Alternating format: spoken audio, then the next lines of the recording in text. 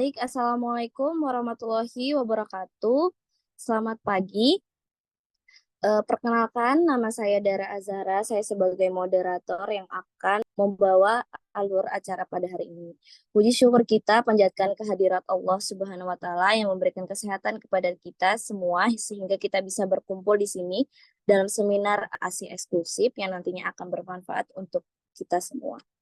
Pertama-tama saya ucapkan terima kasih kepada bapak-bapak dan ibu-ibu yang telah meluangkan waktunya untuk hadir dalam acara pagi hari ini. Dan terima kasih kepada pemateri kita yang telah hadir untuk menyampaikan materi yang sangat penting untuk kita semua. Selanjutnya, tanpa berlama-lama, mari kita simak dengan sesama penyampaian materi dari para pemateri itu untuk Bapak Naufal dan Ibu Anas kami persilahkan. Baik, terima kasih atas waktu dan kesempatannya.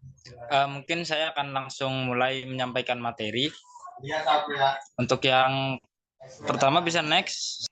Baik, yang pertama pengertian. Air susu ibu atau ASI adalah suatu emulsi lemak dalam larutan protein, laktosa, dan garam-garam organik yang disekresi oleh kedua belah kelenjar payudara ibu sebagai makanan utama bagi bayi. ASI merupakan makanan yang disiapkan untuk bayi. Mulai masa kehamilan, payudara sudah mengalami perubahan untuk memproduksi ASI. ASI sendiri terdiri dari beberapa komposisi. Yang pertama ada kolostrum, lalu ada ASI transisi atau peralihan, lalu ada ASI matur. Berikut adalah kandungan zat gizi. Yang pertama ada lemak. Lemak merupakan sumber kalori yang terdapat pada ASI. Senyawa-senyawa lemak tersebut mudah diserap oleh saluran pencernaan bayi yang belum berkembang secara sempurna. Lalu ada karbohidrat. Karbohidrat dalam ASI berupa laktosa. Kadar laktosa dalam ASI lebih tinggi dibandingkan dengan kadar laktosa dalam susu hewani. Selanjutnya ada mineral.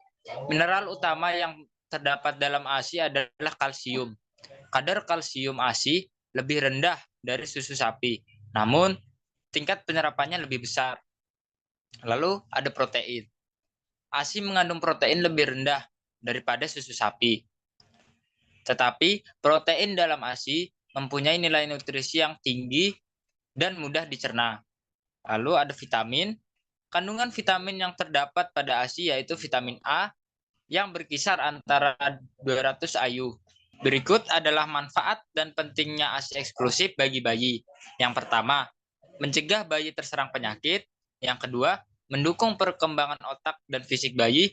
Yang ketiga, meningkatkan sistem imun pada bayi. Yang keempat, mengurangi resiko alergi dan penyakit kronik pada bayi. Berikut adalah faktor pengaruh pemberian ASI.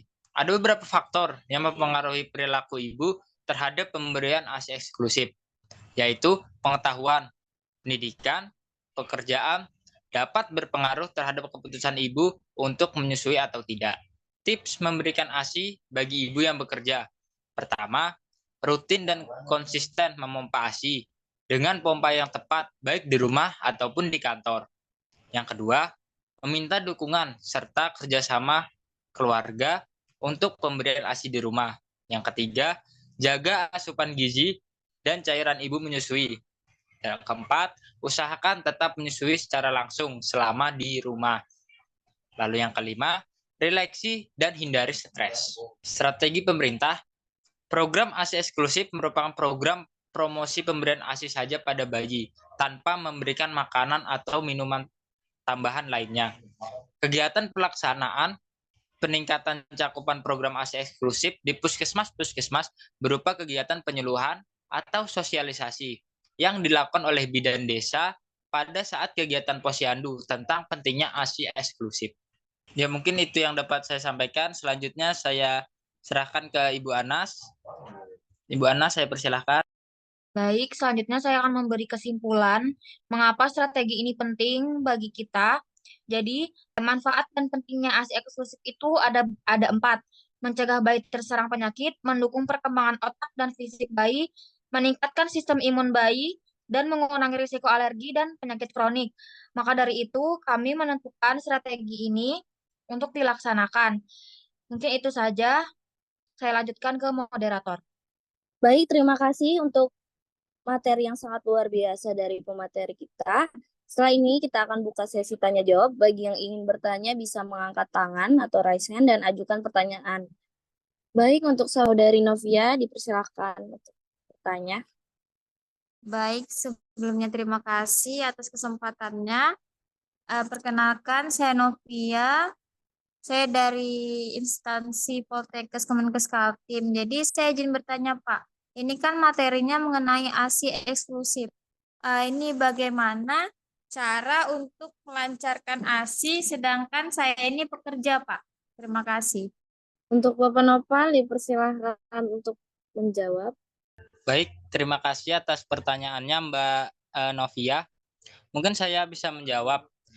Untuk solusi atas masalah ini adalah pemberian ASI perah dalam botol. Pemberian ASI perah tidak menggagalkan ASI eksklusif ya Mbak. Karena air susu tetap berasal dari ibu, bukan susu formula. Pemerintah pun memberikan perlindungan kepada ibu bekerja untuk tetap dapat menyediakan ASI bagi bayinya lewat sejumlah peraturan. Misalnya, penyediaan fasilitas khusus di tempat kerja untuk memerah ASI. Jadi tidak usah khawatir dalam pemberian ASI-nya. Mungkin itu saja yang dapat saya sampaikan. Oh iya, Bapak. Terima kasih atas jawabannya. Baik, apakah ada yang ingin bertanya lagi? Baik, jika tidak ada, semua pertanyaan telah dijawab. Terima kasih untuk para pemateri dan para peserta yang telah berpartisipasi dalam acara ini. Semoga apa yang telah disampaikan bisa diterima dan bisa diterapkan dengan baik oleh Bapak dan Ibu-Ibu sekalian, terutama pada Ibu ya. Sekian acara dari webinar pada hari ini. Saya ucapkan terima kasih dan saya undur diri. Wassalamualaikum warahmatullahi wabarakatuh.